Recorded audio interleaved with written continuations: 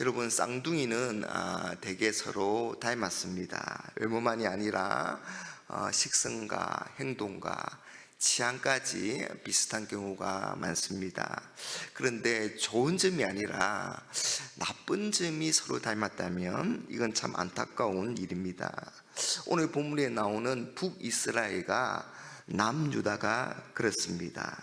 여러분, 28장 29장의 이 역사적 배경은 이 북이스라엘의 멸망이 얼마 남지 않았을 때입니다. 이사야 선지자는 북이스라엘에 대한 멸망을 선포합니다. 그런데 이 예언을 듣는 대상은 남유다 백성들입니다. 하나님은 유다 백성이 이 북이스라엘이 그 죄와 또 그 죄로 인한 그 결과를 듣고 죄에서 돌아서기를 원하십니다. 여러분, 오늘 이사야 선지자는 북이스라엘에 닥칠 화를 이렇게 선포합니다. 1절입니다. 에브라임의 술 취한 자들의 교만한 멸류관은 화 있을진저 술에 빠진 자의 성 곧 용화로운 강같이 기름진 꼴짝이 꼭대기에 세운 성이여 세잔에 가는 꽃 같으니 화 있을진저. 여러분, 에브라임은 북이스라엘을 대표하는 그런 지파입니다.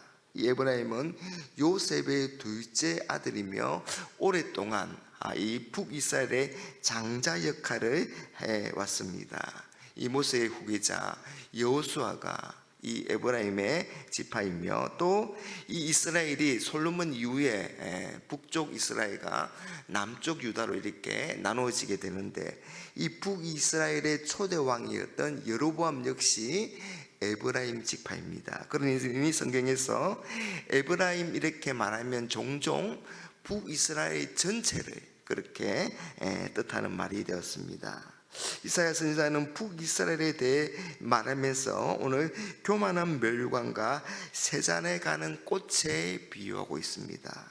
여러분, 북이스라엘의 수도 사마리아는 이 지형적으로 이 비옥한 꼴짜기를 내려다보는 이 언덕의 머리 부분에 자리를 했습니다. 그로 인해서 물질의 풍요함과 또 강력한 요새를 갖추게 되었습니다. 그래서 멸류관과 꽃이라고 불리게 된 겁니다. 그런데 이런 좋은 조건들이 그들을 교만하게 만들었습니다. 그래서 자신들의 부와 권력을 자랑하고 세상 나라를 의지하면서 그것에 취해서 흥청거렸습니다. 그런데 그들이 그렇게 자랑하던 이 모든 영화가 시드는 꽃처럼 순식간에 멸망당할 것입니다.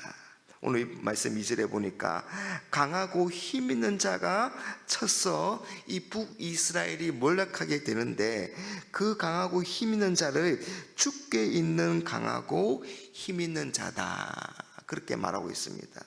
이건 북이스라엘의 몰락이 하나님이 하신 일이라는 것을 우리에게 보여줍니다. 하나님은 강대국인 아수르를 사용하셔서 북이스라엘을 심판하신 것입니다. 그래서 그들은 멸류관을 쓰고 있었지만 그 멸류관이 곧 땅에 던져져서 사람들의 발에 밟히게 될 것입니다. 그들은 이제 세잔에 가는 꽃같이 볼품없어지고 내리막길을 걷게 될 것입니다. 하나님의 선택받은 백성의 한 축을 이루었던 이 북이스라엘은 술주름뱅이처럼 무너져 버립니다. 여러분, 하나님이 떠난 결과는 비참한 몰락입니다. 그런데 이런 북이스라엘의 모습을 지켜보고 있던 유다는 어떻게 되었을까요? 오늘 말씀 7절과 8절입니다. 그리하여도 이들은 포도주로 말미암아 옆걸음치며 독주로 말미암아 비틀거리며 제사장과 선지자도 독주로 말미암아 옆걸음치며 포도주에 빠지며 독주로 말미암아 비틀거리며 한 상을 잘못 풀며 재판할 때에 실수하나니 모든 상에는 토한 것 더러운 것이 가득하고 깨끗한 곳이 없도다. 여러분, 7절 앞부분을 보시면 그리하여도 이들은 그렇게 말하고 있습니다. 남유다는 이스라엘의 이 북이스라엘이 교만과 하나님의 버린 것 때문에 멸망당하는 것을 보면서도 이 유다의 지도자들이 수유가 독주에 취해서 환상을 엉터리로 해석하고 비뚤어진 판결을 내렸다는 것입니다. 그리하여도 이들은, 이건 남유다가 북이스라엘이 망하는 것을 옆에서 지켜보면서도 북이스라엘과 똑같은 길로 갔다는 그런 안타까운 표현인 것입니다. 바로 옆에서 보고서도 참 어리석은 일이 아닐 수가 없는 것입니다. 북이스라엘의 멸망을 보면서 이 남유다가 교훈을 얻고 이제 정신을 차릴 만도 한데 그들도 역시 북이스라엘과 똑같은 길로 갔다는 것입니다. 남유다가 안타깝게도 망해버린 북이스라엘을 닮아갔습니다. 유다 백성이 북이스라엘의 멸망 가운데 배워야 할 것들은 배우지 않고 배우지 말아야 할 것만 배운 것입니다. 그러니 이제 남은 것은 유다도 똑같이 북이스라엘과 같이 멸망의 길에 그럴 수밖에 없는 겁니다. 여러분, 이스라엘과 유다가 심판으로 멸망당한 것은 그들이 교만하고 그들이 방탕했기 때문입니다. 권력과 물질과 세상에 취했기 때문입니다. 그런데 여러분, 우리의 모습은 어떠합니까? 이스라엘과 유다가 걸었던 이 방탕함의 길을 떠나는 것 결코 쉬운 일이 아니지요. 지금 우리가 사는 이 시대에 어떠합니까?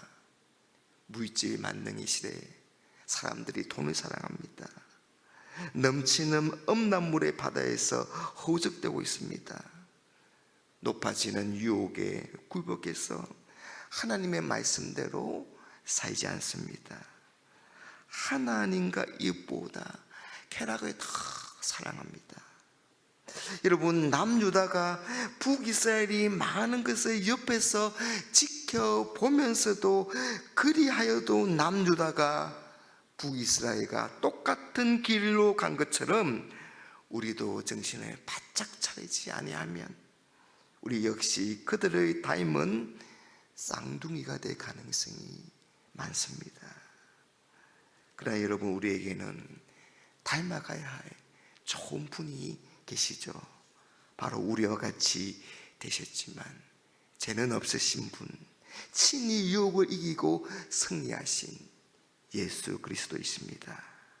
여러분, 우리가 아무리 신앙생활을 오래 하고 또 교회에서 여러 가지 일을 맡았다 하더라도 삶의 변화가 없고 여전히 세상을 좋아하고 세상을 닮아가면 큰일입니다.